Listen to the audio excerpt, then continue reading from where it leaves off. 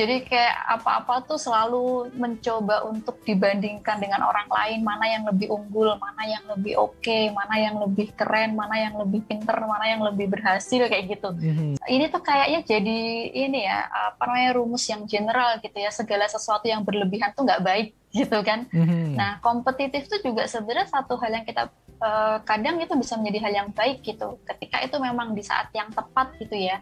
Ketika kita memang berkompetisi untuk hal yang baik, maka itu kompetitif itu kan baik. Jadi mendorong kita untuk melakukan sesuatu itu sebaik mungkin.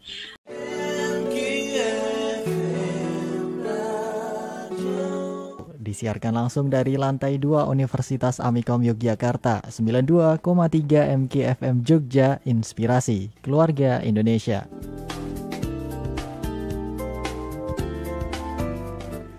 Kembali lagi sahabat MG di program Menikmati Hidup edisi 8 November 2021 yang bertepatan juga dengan tanggal 3 Rabiul Akhir 1443 Hijriah. Dan program Menikmati Hidup pada malam hari ini akan dibersamai oleh saya, sahabat siar Fatur Al-Farisi. Di hari Senin ya sahabat MK, apa kabarnya nih di awal pekan? Semoga pekerjaannya tadi juga lancar ya. Atau jangan-jangan nih sahabat MK pekerjaannya di awal pekan ini ya, di hari Senin, ada nggak nih yang terganggu dengan sosial medianya barangkali ya? Karena kadang kalau ada istirahat sebentar gitu, kita coba scrolling Instagram ataupun TikTok barangkali. Nah, kadang kita juga terlarut ya dengan scrolling itu. Dan kadang yang membuat kita larut dengan scrolling itu kadang karena kita melihat proses-proses orang-orang yang kemudian menunjukkan kesuksesannya atau proses dari nol kemudian menjadi sukses. Nah, itu hal yang nikmat ya di sosial media salah satunya. Nah, tapi sahabat MK pernah nggak nih merasa ya ketika scrolling IG melihat cerita-cerita orang sukses, pernah nggak sih merasa iri gitu ya, merasa ini kok teman saya sudah bekerja, atau wah ini bisnis teman saya kok sudah sukses, tapi kok saya masih di sini-sini aja ya. Nah, pernah nggak nih sahabat MG merasa seperti itu? Pasti pernah ya, walaupun barangkali cuma sekali aja atau hanya ada di pikiran saja, tapi pasti kita pernah mengalami itu semua. Dan karena kebetulan sekali pada malam hari ini di program Menikmati Hidup, kita akan membahas terkait dengan iri dengki ya. Dan tema pada malam hari ini yaitu jangan iri dengki, yang akan kita bahas bersama Mbak Wirda dari Konselor Teman Baik. Dan karena Mbak Wirda juga sudah bergabung bersama kita, langsung saja kita sapa. Assalamualaikum warahmatullahi wabarakatuh Mbak Wirda. Waalaikumsalam Mas Fatur. Kabar baik ya Mbak? Alhamdulillah baik. Alhamdulillah. Nah, di kesempatan kali ini Mbak Wirda, tadi kita sudah menyebutkan ya, temanya adalah jangan iri dengki. Nah, tapi kadang kita juga merasa kurang tahu nih Mbak, sebenarnya aku ini iri atau apa ya? Nah, oleh karena itu kita mulai dulu nih Mbak dengan sebenarnya iri itu apa sih Mbak? Gitu. Oh, oke. Judulnya kayak lagu TikTok ya. Disebut apa? Kepencet. Ya, terkait iri tadi. Sebenarnya iri itu apa? Iri itu adalah perasaan tidak menyenangkan gitu ya. Perasaan tidak menyenangkan, perasaan mungkin sakit gitu ya. Ada perasaan sakit gitu yang itu disebabkan karena perbandingan dengan orang lain gitu yang dianggap memiliki sesuatu yang kita inginkan. Gitu. Jadi misalnya kita ada keinginan tentang sesuatu, tentang keadaan gitu atau suatu hal.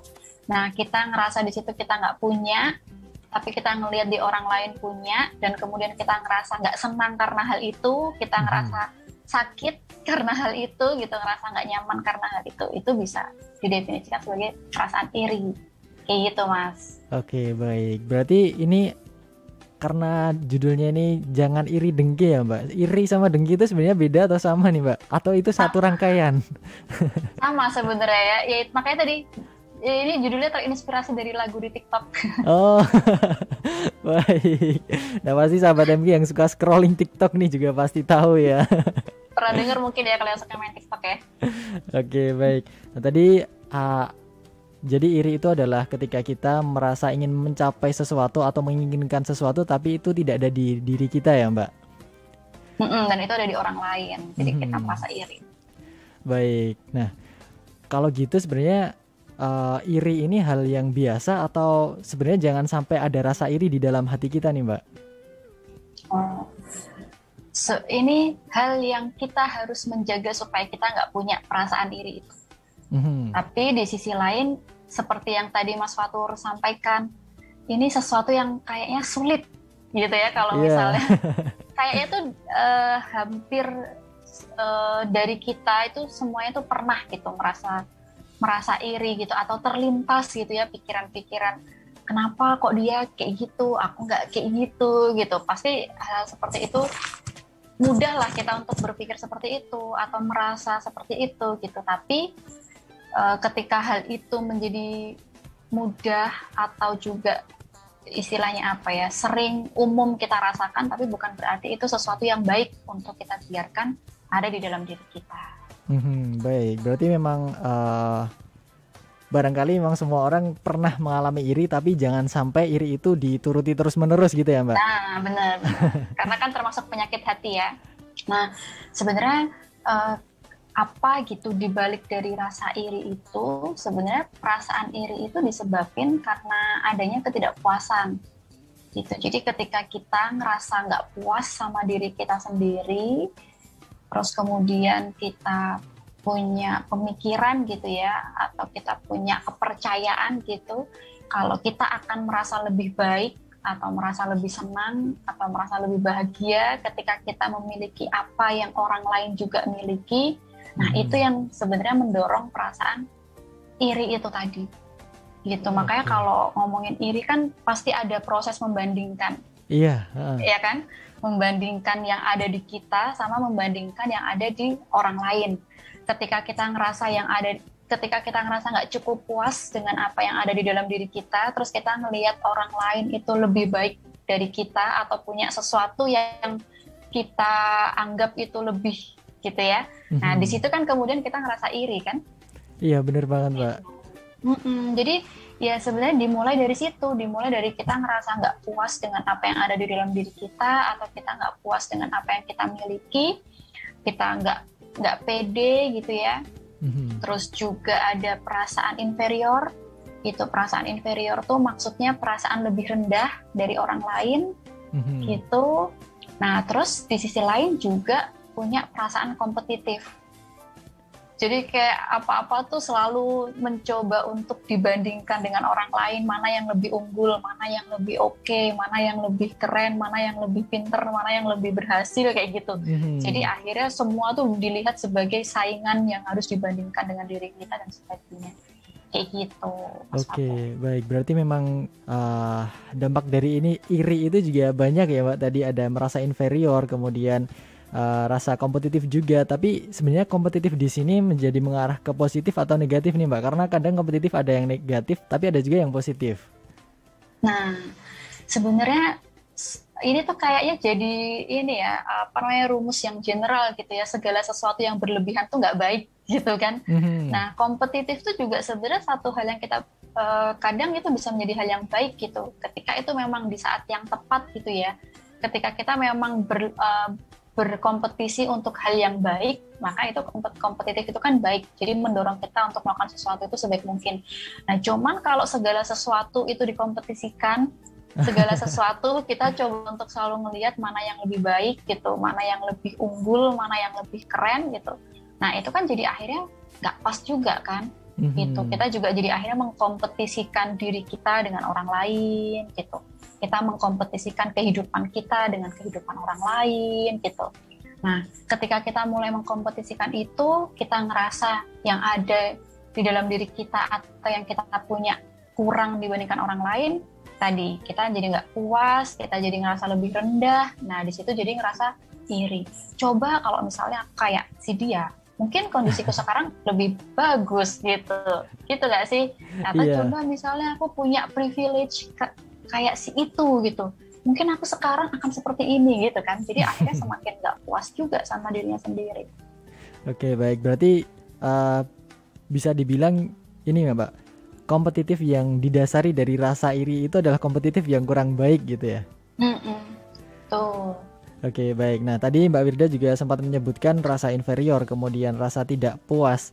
Nah, itu kan beberapa hal yang kemudian menjadi salah satu penyebab ketidaksehatan mental juga ya, Mbak. Mm-mm. Apalagi tadi Mbak Wirda juga sempat menyebutkan iri itu sebagai penyakit hati. Nah, ini dampaknya iri kepada kesehatan mental itu gimana, Mbak? Apakah ada atau justru sangat besar juga nih? Ya, tadi iri sebagai penyakit hati itu bukan saya yang menyebutkan ya, tapi itu apa namanya di Islam sendiri itu kan juga Mhm. disampaikan ya gitu. Jadi saya nyampein aja. Oke, Jadi nanti baik. kalau misalnya iri itu termasuk salah satu penyakit hati. Cuman ya lagi-lagi tuh emang kita diingatkan lagi sebenarnya dengan mempelajari hal ini kalau ya ternyata apa yang memang sudah diajarkan Islam tuh ya emang udah hal yang terbaik buat kita gitu. Maksudnya kenapa itu dilarang ya ternyata karena itu buruk gitu buat kita. Mhm. Termasuk dengan perasaan iri ini sebenarnya. Ketika tadi kita coba memahami kalau perasaan iri itu ketika kita merasa nggak senang, ketika kita merasa sakit gitu ya, saat menjumpai orang lain dengan kondisi yang lebih dari kita, terus kemudian ketika kita melihat orang lain punya nikmat gitu, atau punya keadaan yang lebih baik dari kita, nah jadi kan akhirnya perasaan-perasaan seperti itu akan membuat kita selalu ngerasa insecure nggak sih? Iya, Gitu. Mbak. Kita selalu ngerasa nggak aman nggak sih gitu, karena tadi kita selalu mencoba untuk membandingkan diri kita dengan orang lain yang kita anggap lebih baik itu gitu. Terus kemudian melihat kok aku nggak kayak gitu ya gitu, kok dia gini ya aku nggak. Nah jadi kan akhirnya selalu ngerasa insecure gitu, yang udah awalnya inferior terus Mhm. jadi punya perasaan iri itu. Nah terus juga jadi akhirnya kan semakin menguatkan rasa inferiornya. Jadi Mhm. nggak pede sama dirinya sendiri, jadi nggak puas, semakin nggak puas sama dirinya sendiri, jadi ya insecure gitu, terus selalu ngerasa was-was gitu, ngerasa gelisah tentang sesuatu yang belum terjadi atau sesuatu yang udah terjadi gitu, yang tadi yang hasil dari perbandingan, lagi-lagi perbandingan dengan apa yang kita nggak punya dengan apa yang orang lain punya gitu.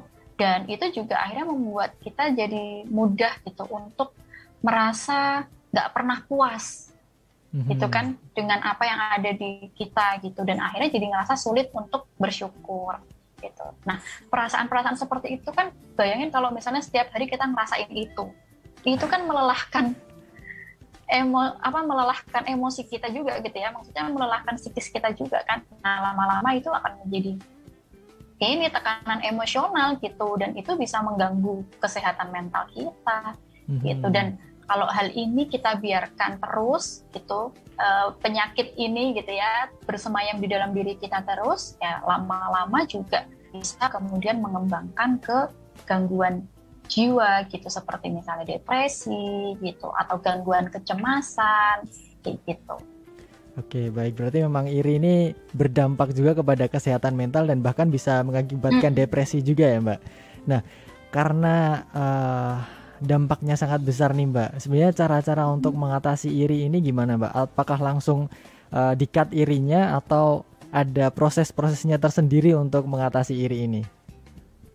Ya, sebenarnya mungkin sama dengan perasaan-perasaan yang lain gitu. Apapun yang kita rasakan, kita tetap perlu menyadari itu dulu gitu kan. Menyadari kalau misalnya kita saat ini gitu mungkin merasa iri, karena kalau misalnya kita tidak menyadari hal itu ada di dalam diri kita, maka kita akan semakin sulit untuk bisa mengelola gitu. Jadi yang pertama ya tetap kita perlu menyadari, oh ternyata aku sedang merasa iri gitu. Karena tadi sih saya pernah baca gitu ya, jadi memang ini sudah menjadi salah satu hal yang sangat umum, dan rasanya itu memang kita itu punya potensi yang besar gitu untuk merasa iri, cuman dan sangat sedikit gitu orang yang bisa terbebas dari perasaan iri ini. Cuman lagi-lagi bagaimana kita mengelola perasaan iri itu. Oke. Jangan sampai perasaan iri itu kemudian terwujud ke dalam tindakan. Ya kan pasti kan di sekitar kita deh, kayak misalnya kita baca berita deh, kan banyak ya hal-hal yang nggak baik itu dimulai dari perasaan iri gitu kan. Iri ngelihat temennya apa gitu, terus kemudian muncul niat-niat yang nggak baik dan sebagainya gitu. Nah itu kan sudah sesuatu yang sangat buruk gitu, sehingga yang bisa kita lakukan ya tadi mengelola supaya perasaan itu nggak kemudian muncul ke dalam tindakan-tindakan yang buruk gitu, tindakan-tindakan yang malah kita kemudian semakin jauh gitu dari ridhonya Allah gitu. Nah caranya tadi dengan menerima dulu, menyadari bahwa kita merasakan hal itu, kemudian kita berusaha untuk mengalihkan gitu, mengalihkan dari hal-hal yang membuat kita iri tadi. Nah, salah satunya tuh emang pemicunya media sosial ya. Gitu. Karena emang itu kayaknya jendela paling deket gitu ya untuk kita ngelihat orang-orang di sekitar kita yang tanpa kita, terlepas kita tahu di balik layar itu seperti apa, tapi yang kelihatan itu gitu. Iya, nah, jadi kita perlu mengalihkan gitu. Kalau misalnya dengan buka-buka media sosial itu malah justru semakin menyuburkan perasaan iri kita, ya kita perlu menjaga jarak gitu. Malah kalau bisa ya nggak usah medsosan dulu deh, karena emang ini hatinya lagi kotor nih gitu, lagi gampang iri nih gitu. Jadi ya jauhin itu.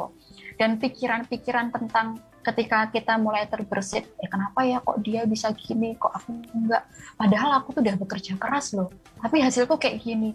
Dia padahal biasa-biasa aja loh, tapi kok dia hasilnya gitu ya. Itu kan juga sebenarnya iri ya, kayak gitu ya. Kita ngerasa nggak terima dengan usaha yang kita lakukan, yang hasilnya mungkin kita rasakan tuh kok kayak nggak sebanding gitu. Nah, pikiran-pikiran seperti itu perlu kita halau sebenarnya. Jadi emosinya kita terima, kita sadari bahwa kita merasa seperti itu, tapi kemudian pikiran-pikiran yang membuat kita merasakan itu, menyuburkan perasaan iri itu juga perlu kita alihkan gitu. Nah, terus kemudian ya kalau udah mulai sadar dengan pikiran-pikiran yang seperti itu, perasaan-perasaan iri itu ya perlu banyak istighfar gitu ya, memohon ampun gitu, karena kan sebenarnya kalau kita ngelihat lagi jadi seolah-olah itu perasaan iri itu membuat kita terlihat seperti tidak bisa menerima apa yang udah Allah kasih ke kita, gitu kan?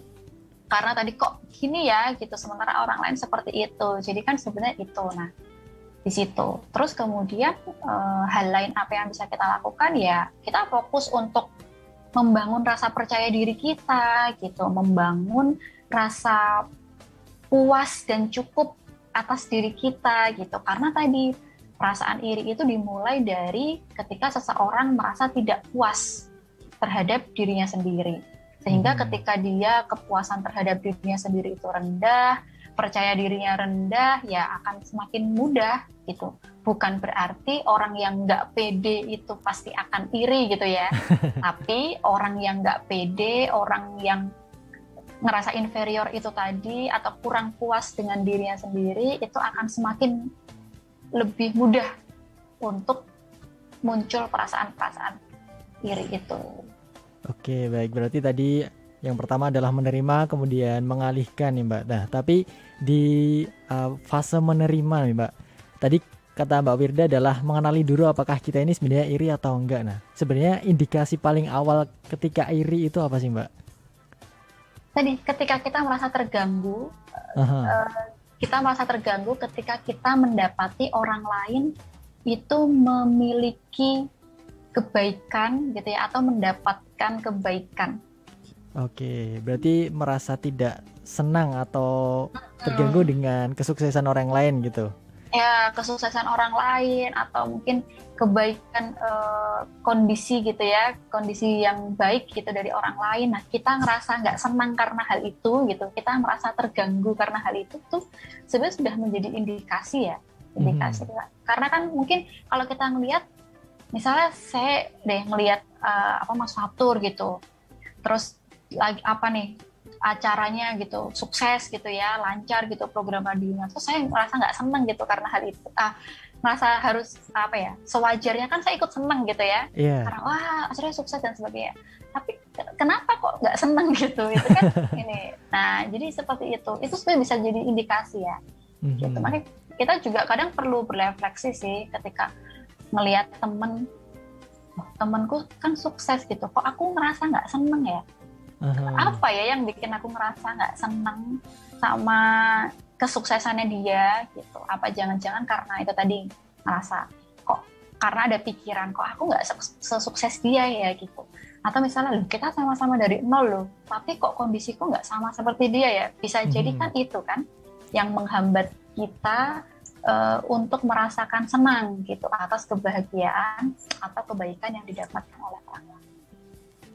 Komentar-komentar yang seperti itu yang kira-kira malah bikin kita jadi semakin nggak berkembang gitu, atau malah jadi meragukan diri kita sendiri, ya yang kayak gitu abaikan gitu ya, dan terus bangun rasa percaya diri gitu, terus berusaha untuk gigih aja gitu, gigih dan tekun gitu untuk melakukan hal-hal yang emang kita yakini ini bisa kok, sesuai ini dengan kemampuanku, aku bisa kok.